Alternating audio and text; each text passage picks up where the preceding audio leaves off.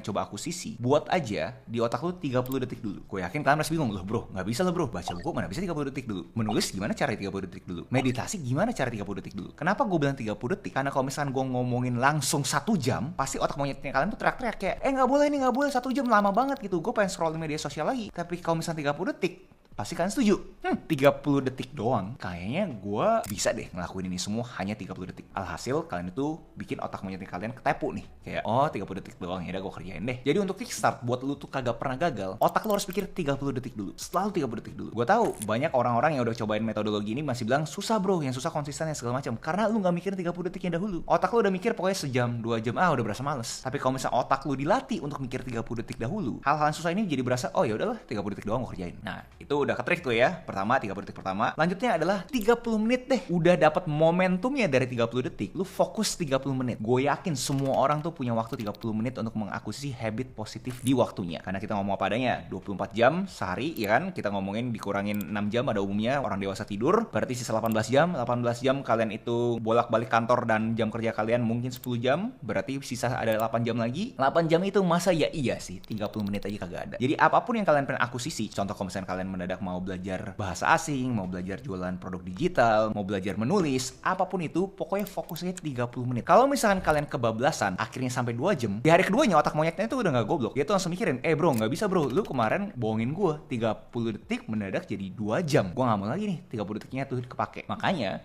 buat kalian yang seperti itu, yang susah konsisten seperti itu, pokoknya 30 menit selesai. Biasain. Gue prefer intensitas kalian tuh gak naik ekstrim gitu, ya, di hari Seninnya, di hari keduanya, kalian itu turun, terus naik lagi, turun.